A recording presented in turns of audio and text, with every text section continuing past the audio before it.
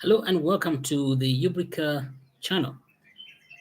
In this channel, we talk about decentralized health administration, decentralizing health. We bring you technical knowledge about creating perfect conditions for much needed revolution in health industry. Under these conditions, universal health access will be possible. Everyone in the world, including you and your loved ones, will have access to the best health services available. Health for everyone will be of the highest quality there is in the world and it will be affordable by all.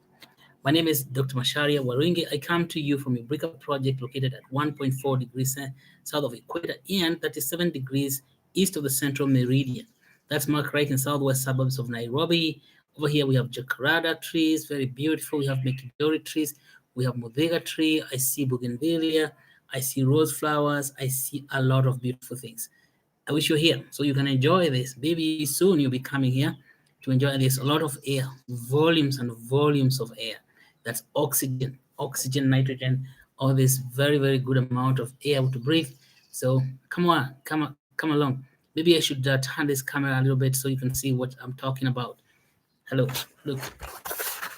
You see right in front of you, Mekidori trees, jacarandas, bougainvilleas, bougainvillea all the way down to the gate, rose flowers, and all types of beautiful things. We have, you cannot believe it, we have 350 species of butterfly. 350. Go figure. This means that this is a heaven of butterflies, okay? Heaven of flowers. So when I'm sitting out here, I'm looking out and saying, oh yeah. So today I have great things to discuss with you. And mainly, we're going to follow up the conversation about exteriorizing knowledge, university knowledge, like what we started talking about later last week, like on Friday. And you will know that university knowledge does not leave university in Kenya. So when you're in Kenya and you go and study, do your research, write your book, it just goes inside the university and is kept in a shelf. And of course, that knowledge begins to decay right away. Many universities have not arrived at the digital age. It means that your work will not be published online.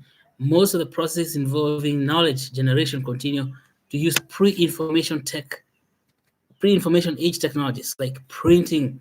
In all schools in Kenya, students are required to present their works in print. We will address that and see how we can redress that problem because UBN is coming in very strong and saying, stop that, stop printing papers. You know what? Trees, these jacaranda trees are complaining. All right? It is 2019. This is not 1979. Okay, it's not 1919. We're not in 1919. We're in 2019. All right, so address that issue and how it's going to be resolved very quickly because we have to resolve that. Now, let's talk briefly about the Nairobi Blockchain Conference that happened on Friday the 27th. Very successful event. Thank you for coming to the event. All the people who showed up, we're really grateful because you got to learn a lot. We got to learn about Ubricoin itself, Ubrica project. Now it turns out that there was a lot of questions. People did want to know what is Ubrica, what is Ubricoin, what are cryptocurrencies, what is Sokojanja, all these things. What is the utility function of Ubricoin? All those questions. Thank you so much, David, Jordan Mudhemba, Peter Kabi, Dennis Ugedo, Kelvin Kamili, Francis Chuguna for putting up this event and making sure that, of course, the social media team, we relied a lot on you to communicate about the event, and it was really, really good. And so people want more. People want more. First of all, the success of that event indicate that blockchain or cryptocurrency imeshika. That means it's catching up in Kenya. Kenya, we're catching up, and we hope that next event we have a much, much bigger turnout. And because people say they want to have a monthly event. Thank you so much, Joe Wainaina, and your colleague, and of course all the other people who showed up there. I can't mention all your name, but thank you for coming. We're really grateful because we know is only by building awareness about cryptocurrency that we shall gain adoption of UBN in this nation. And people need to know that cryptocurrency is not a bad thing. It's really good. In fact, it's much better than anything you've ever experienced because it means freedom of money. Now, the folks from Gikoyo TV were there. and they did a brief interview with me, and I told them that what they should report to the people is freedom has arrived. Freedom has arrived. What type of freedom? Freedom of money. This is money over the internet protocol. And money over the internet protocol, this gives us tremendous freedom because this money is uncensored, is boundaryless, it is easy to transmit, it is there are no third parties, it's peer to peer. This is the money you want. You don't want all the other monies that are censored, that are centralized through some people that are so difficult to deal with because there's too much. And of course, it is not enough. That money that we have in nations today is not enough because it only takes care of 10% of the people. What is going to happen to the rest of us, the rest of the people who are outside the money? Let us get everybody in the money. That's what we are talking about. Get everyone in the money. And when everyone in the money, we shall be very, very happy. In fact, we have come up with eventually the final theory for Ubricoin is the coin for universal basic income. Because as we spoke briefly on Friday here at the Ubrica channel, universal basic income, it would lead to universal health access. As we have spoken before, we have said that without money, disease will attack you. With money, then you're safe. Because we're going to repeat again, is that access to health relies on money, having money. Now, if everyone in the nation has money, we have universal basic income. That's what we are striving to do. And the university itself has the knowledge that can help us achieve universal basic income. But that knowledge has to be exteriorized. It has to be taken out of the university and to the community where it is used on produce value addition centers, PVSC. That's what we said, PVSC. And a PVSC is connected to a clinic and a retail store. The three units are the nucleus of the Ubrica project. And of course, the people in that taking the people who are patronizing those three units, which call the URCC, the people patronizing the URCC are the chapter. They form a chapter. And so the chapter is the basic operational unit for the Ubrica project. And the chapter is what is like a cell, a single cell. And this means it can be replicated all over the world. Now what happens? The knowledge from University Science and Technology Park travels onto into the chapter through a channel, and that channel is Ubricoin. Ubricoin is a channel for transportation of knowledge. Then when the knowledge arrives at the produce value addition workshop, it's worked on there and it's turned into products that are then packaged and pictures taken, put on Sokjanja and the retail store. Then you have a channel of communication of knowledge that is complete. And that is what Claude Shannon discovered, that when knowledge is generated, for it to become information, it has to be transmitted through a channel. This channel, we are calling it UBN. And when it arrives, it has to be used to add value to products. So it becomes information. When knowledge is information, it has value. You can put a price on it. When you put a price on knowledge, you know what happens? Put a price on knowledge. And then people can buy that knowledge. They were saying, if you're in a banana project and you process the bananas and then you have banana puree and all the other products we talked about, then you can put a price on banana puree and of course take pictures of that puree or banana powder and put it on what? On Sokojanja, then with a price. That is when your knowledge becomes money. But knowledge does not become money if you have not produced anything with the knowledge that can be sold with a price tag. Okay. Now the price tag is going to be displayed on Sokojanja. And you can see that this whole program completes the Ubrica project because Sokojanja now is where knowledge is turned into money. And we said that when knowledge is turned into money, then what people can buy the knowledge. What they're buying in form of packaged banana powder is pure knowledge. But if the knowledge does not leave the university and travel through UBN to the produce value addition workshop, it will never turn into money. So listen carefully. So today we are talking about matters that we have found in the Decentralized Health Administration textbook, under development by Susan Yabura Jugona and Naomi Ngedo Thotho, Winfred Mule, Abel Diani, Anne Mashari, and Fruda Butali. So these are guys who are working very hard. And of course, we also have people who are in World Ubricoin Ambassador Program team.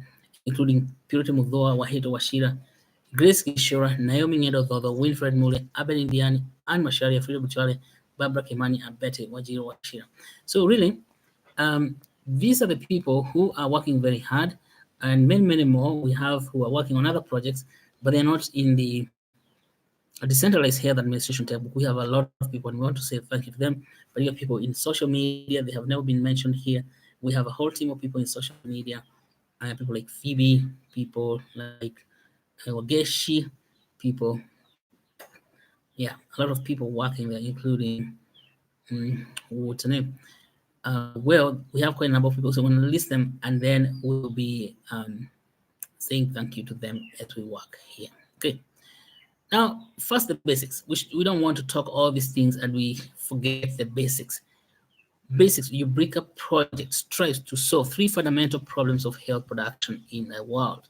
One is lack of access to health services. The other one is poor quality of medical services, and then the high cost of medical services in the world. Three problems, okay? Lack of access to health services occurs when people do not have money to go to the hospital. Lack of access can also occur when there are no hospitals to go to. Poor quality of medical services occur when good knowledge to deal with medical problems is scarce. High cost of medical services in most of the world occur when manufacturing of products that can be used to improve life is stifled. We solve the problem of lack of access to lack of money by creating Soko Janja. As I said, Soko Janja is the engine that will put a price. Soko Janja will put a price to universal knowledge. So when there's a price to universal knowledge, people can buy and pay for it, and the money goes back to the universities, goes back to the community, and then we can achieve what's called universal basic income. And when there's universal basic income, there's universal health access. That's what we say. Problem of lack of access to money by sokojanja.com, an online retail store where you can sell what you have produced to increase your earning power. Money in your pocket means realized access to health. Ubrica Clinic and Hospitals Project. That means in the URCC or Ubrica Retail Clinical Center, there's going to be a clinic to ensure physical access to health services, because we're hoping that we have a retail clinical center in every location, every ward, in every county. And then Ubrica Science and Technology Park program, as for example, what we're doing with the universities now, we have universities like JKUAT, we have universities like DECOT, and other universities like Chuk Technical University of Kenya, Technical University of Mombasa. We're going on forging those relationships so we can see how we can facilitate translation and commercialization of that knowledge, so that we can ensure best quality of medical services in the world. Now, Ubrica Biomedical Industrial City promotes local manufacturing of biomedical products, reducing cost of medicines and medical devices, and health services in general. Ubricoin is a cryptocurrency for universal health access, will underwrite the entire system. As we have said, Ubricoin is that channel. If we're going to follow Claude Shannon's theory about the theory of communication, information theory of communication. So what Ubricoin does is create that channel that connects the generator of knowledge, which is the university, with the user of knowledge, which is Produce Value Addition Workshop, PVSC, and then that knowledge now is packaged and sold through Sokojanja using Ubricoin. So you can support universal health access by getting and adding Ubricoin to your portfolio of cryptos, or by getting equity in the Ubrica project. Get involved. Do not sit on the sidelines of health. Buy and hold $10 worth of UBN each and every day. You'll be supporting the most important and biggest grassroots revolution for creating health for everyone in the world. You can get even more involved by joining the World Ubricoin Ambassador Program, where you gain deeper knowledge about Ubrica project and continually share that knowledge with people in your circle of influence. As an ambassador, you will be the bridge between Ubricoin, Ubrica, Sokojanja, and the people in the world. To increase your knowledge on blockchain and cryptocurrencies in health and decentralizing health, take a course at Academy of the Cooperative Society of Ubricans. For inquiries on how to enroll for the course, write to info@ubrica.com. Yeah. Get involved. Hit the like button to cement your support. Hit the bell button so that you can subscribe to receive notifications, participate in the chat, share your views on how we can decentralize knowledge in health and medicine. Well, thank you for being here. and for listening. I really appreciate having you online. And mostly we don't have synchronous, although we're doing live streaming. But if it would be good if you're here for live streaming. I know that we haven't been able to coordinate time very well. But if you're interested in live streaming, please write to me, and then we can know what to do. Today, we talk about Ubricoin as the catalytic agent for exteriorizing university knowledge. We said that university knowledge does not leave the university in Kenya. This is like cooking food and you don't take it to the people. This is what we are doing. And of course, the university knowledge is kept in the university in form of hard copy, dissertation manuals, dissertations. We have hard copy master thesis. We have hard copy student projects. A lot of writing produced. Many universities in Kenya have not arrived to the digital age. We have not arrived at the digital age. We haven't reached there. We are still like 1919. Although we are in 2019, we are a century behind. Most of the processes involving knowledge generation continue to use pre-information age technologies. In all schools in Kenya, students are required to present their works in print, hard copy, like this one. Hmm? Even though students are supposed to type. I mean, this is the greatest irony. Students are supposed to type on the computer the work they're doing. Then after that, they have to print that handwritten, that no, not handwritten, typed information. Of course, the lecturer will not accept any handwritten work.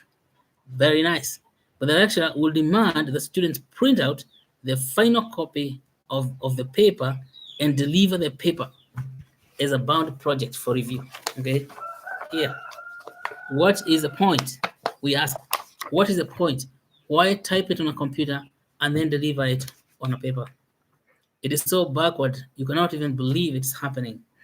The digital copy remains to the student who may not know what to do with it because there is no, the university has not put in place an organized repository for such digital copies.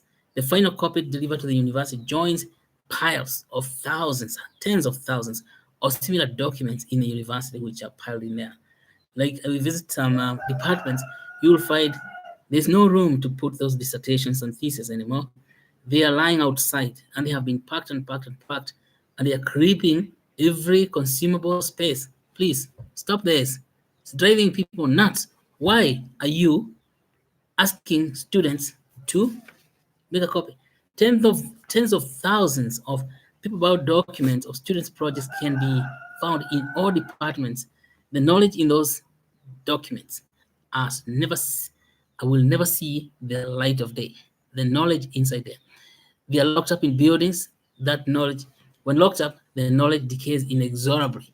I say again, it is like making a lot of food for guests to eat, and then you take that food and go and lock it up in a kitchen cupboard, or maybe you put it in a well, because a lot of it in the pantry room, and it's not refrigerated, even if it was refrigerated. Now, what happens? The food in a few days will start decaying. This is what happens to knowledge. It begins to decay and then it decays inexorably. The student has to leave his or her work or her knowledge in a university shelf where the rest of the world will never know what the student accomplished. The rest of, can you imagine? This is in 2019. This used to happen in 1919, but then there were not many people going to, either there was not only a few universities. In Kenya, we did not have any. So you knew where the knowledge was. Now there's so many universities, and the only way to find the information is by going to Google and then do scholarly search. Hmm? The market is not so kind to students because the student has never been presented to the world on the World Wide Web. So what's going on is that we are wasting our students. Now it is tough for students graduating from universities in Kenya to find jobs in the global marketplace because people in the world are not aware. This means that the entire information system does not have information about you. And so because the knowledge that you created when you're in a university was left there in the shelf, and the university is completely inaccessible to the rest of the world. So I ask one student why university leaders are not encouraging students to publish their work. of on the internet. Oh, she was very stunned. She said, "Oh, how can you publish on the internet? They are printing cartels located on university campuses. These printing cartels collude with some people in the university administration to cream the students. In fact, you cannot submit a document online, number one, because there's no repository. Number two is because there are cartels within the university that make a lot of money from publishing, printing, and publishing and binding, and let's say printing and binding student dissertations. And this deep corruption perpetuated by printing cartels is such that students must print out their projects at a fee paid to the cartels.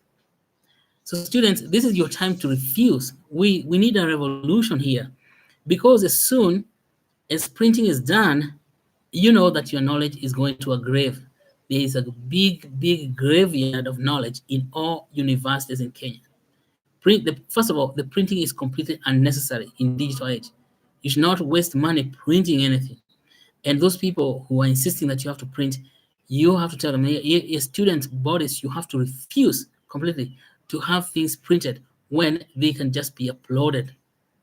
But many universities in other parts of the world have never had students print anything since the year 2000. Now, at 2019, lecturers working in universities in Kenya still require students to print and bind their work.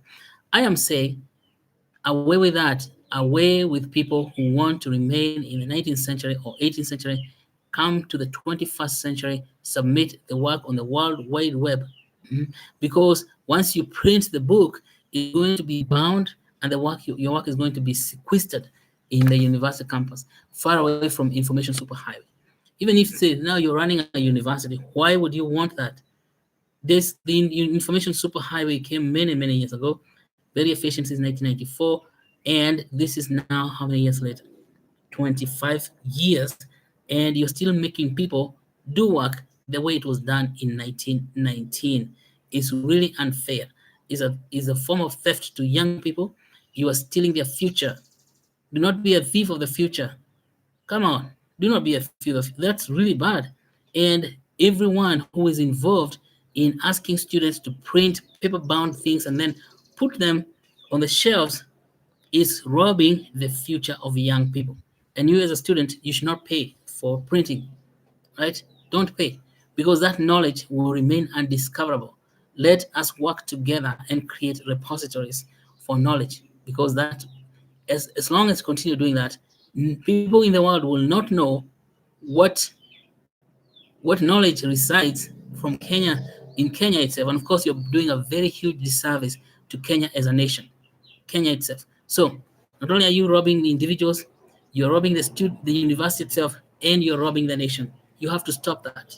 Okay? All university students should refuse to submit printed copies of their projects and insist on electronic submissions to repositories of knowledge. Well, maybe we don't have online repositories because made in Africa, and perhaps in the entire sub-Saharan Africa. Part of the reason there is no such repositories and there is no organization that creates and maintains such repositories. European and American-based repositories are costly; they are very expensive. Now, if you want to submit, publishing in the United States and publishing in Europe is very subsidized by the government. They have grants. Now, we don't receive grants from anyone here. There's no government to give us grant, and that's okay because there's UBN coming. So cash-strapped universities cannot maintain subscriptions to such repositories made in Europe or maybe made in United States. So researchers also incur submission fees to peer-reviewed journals. In the absence of research funding, researchers in Kenya are frustrated when they attempt to submit their work because it costs a lot of money. It might cost $1,000, $2,000. And that means that you are in Kenyan university, you're not in the luck. Your knowledge will remain in the dungeons. Yeah, so please, don't worry now. Ubrica has built a repository for university knowledge known as Ubrica Journal System. This repository will be available to submissions of all student works from all 66 universities. This repository is good for creating and managing thousands of specialized scholarly journals. Then we'll use UBN to facilitate submissions and reward excellence for scholarly work. Remember what we have said before. We're going to give uh, give incentive. UBN itself will be giving cash incentives for publishing. It will give cash incentives for proposing research, original research. It will give cash incentive. So this, as we have built this, and Ubricoin is a scientific product, let's say, built on blockchain. It's able now to identify scholars who are active by, of course, loading Ubricoin on the journal system, such that whoever publishes um, interesting works, also original works, gets rewarded by Ubricoin. Yeah, it's automatic. That's what the blockchain has done. If people like your work and they give you thumbs up or they give you likes, then you get rewarded by Ubricoin. So this is going to facilitate. That's why I was saying that Ubricoin creates a channel for exteriorization of knowledge, and we can have many university people participating, submitting their work. They will earn money. That's what we're working on. So Ubricoin will help you publish your work. And of course, you get paid in UBN. That's why we created 3.02 billion UBN for facilitating or channeling out, for facilitating the channeling out of university knowledge. Right? Yeah, that's great. So let's now hear about Vindax. What's going on at Vindax? Remember, Vindax about 2 weeks ago announced Ubricoin public sale launching on October 3rd, and then again on October 10th. October 3rd at midnight, midnight UTC, and that's universal time. Okay, so Ubricoin public scale sale is coming on Vindax, and it's coming on October 3rd. So what this means is initial exchange offering. So what does that mean for you? So that you can have UBN. So you are not passed when now we start publishing online. Uh, all university knowledge products get published in a centralized repository in the journal system. It means that you go to Vindax.com. That's the exchange. Create an account today. When you create a Vindax account today, then get ready to buy UBN. You can buy yourself, in the meantime, a lot of Ether, or even a lot of USDT. USDT is a USD Tether. It's a cryptocurrency like Ether. But even if you had Ether, you'll be able to change it to USDT very quickly. And then you can buy UBN with you can buy UBN with USDT. All right. And so let me repeat that. So any cryptocurrency you have, like strong ones like Bitcoin and Ethereum, buy a lot of them beginning today, so you accumulate, so that on the day, the material day, that's October 3rd at midnight UTC. Now you can subtract midnight UTC and tell us and find out wherever you are in the world, what is midnight UTC, universal time, and you will find that maybe it's 11 p.m., whatever, depending on where you are. Find out what time is midnight universal coordinated time in your time zone. It is on 3rd midnight UTC, right? Then you'll be able to get started and start trading. We'll trade for 72 hours or so, and then it's gonna stop, and then we start again on the 10th. We start again on October 10th. So we're gonna have two sessions. Session one, we are selling 500 million UBN, and we are selling these UBNs to BTC, to ETH, to Vindax coin, and USDT, right? So when you go there, so you'll be exchanging your BTC to UBN, ETH to UBN. This is why you can start now accumulating your BTC, that's Bitcoin, you're accumulating your ETH, that's Ethereum, accumulating your VD, that's Vindax, and accumulating your USDT. Don't sit on the sidelines. Buy. The price of UBN on that date is going to be 0.005 USDT. 0.005. That's session one. Session two is the same thing. We have a half a billion supply of UBN, and then it's going to be to start. Session two will start on October 10 at midnight UTC. So, well, that is about UBN, and I tell you that it's very, very important that you create a Vindex account right now, and then buy a lot of ETH, buy a lot of uh, BTC, buy a lot of VD, and buy a lot of USDT. Do not be left behind, because after this, Ubricoin just goes to the moon. It's not going down again, because everybody in the world will be knowing you, and that's why we're doing a very massive campaign. But you're beginning tomorrow to sensitize people everywhere in the world. Now, sensitize also people in your network. Talk to your friends, relatives, colleagues, and make sure they know that UBN public sale is here. All right, it's going to be in the middle of this coming week. Okay, so well, thank you for listening and watching. And always remember, Ubrica project strives to solve three fundamental problems of health production, which is what we're going to do together when this public sale is successful. Lack of access to health services, poor quality of medical services, and high cost of medical services in most of the world. Let's say that I'm very delighted to have you.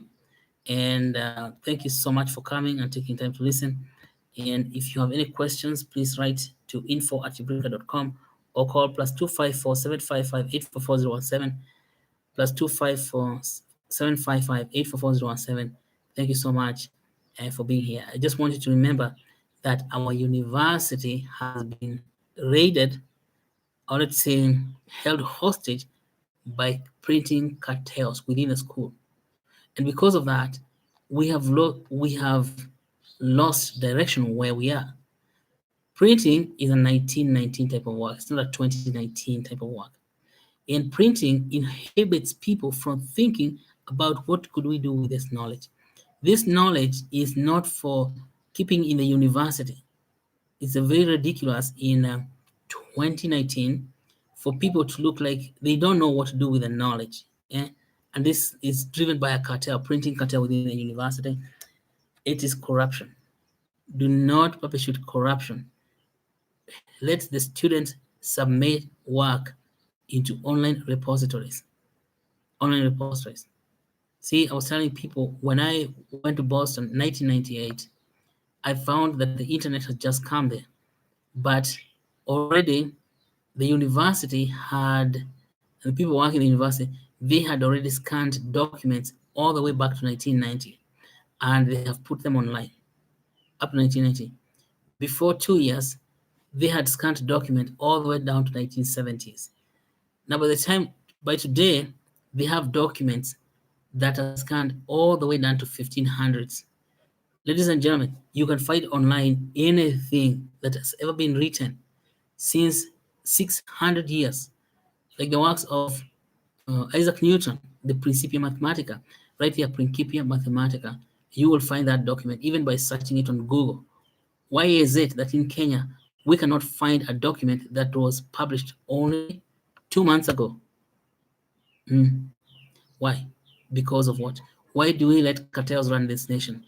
Yeah, this has to stop, and students have to refuse because they don't want their work to be buried in the hallways of university. No, it's very, very serious. This is what you call stealing from the future. Then we look like a country where there's no knowledge, and it is why you find PLO Lumumba always saying, "Oh, people with knowledge don't have money." Then he says people with money do not have knowledge. That is not the point. The point is the knowledge is locked up in a university, and it's not even knowledge anymore because it is in a state of decay. When knowledge decays, it becomes not usable. Let me tell you what happens. If you do research, write it in a dissertation, and then you keep the dissertation away. Even you yourself, the owner of the dissertation, you will not be remembering almost 95% of the stuff you said in that dissertation. So you want to give that dissertation to other people so they can read it and keep that knowledge alive. Otherwise, the knowledge will decay, eventually die. And that is what we call rotting capital. This is the capital that is not utilized in a nation and it cannot be added to the gross domestic product. That capital that is rotting in our schools can can multiply our GDP, the gross domestic product, by 700 times. Imagine Kenya's GDP if what it will look like when all the knowledge in the university is exteriorized. That is our mission, right? That's our mission. Let's work together to get this happening. Thank you, thank you, thank you. And we have to stop there because it's very, very good that we think about today is Sunday. As you're doing your prayers, also pray for knowledge to be put on the network. And what else will you do? Let me think. Chase the cartels. Convince everyone who's a student that knowledge is no longer printed. The printing business went out of style 25 years ago. Thank you and goodbye, goodbye, goodbye.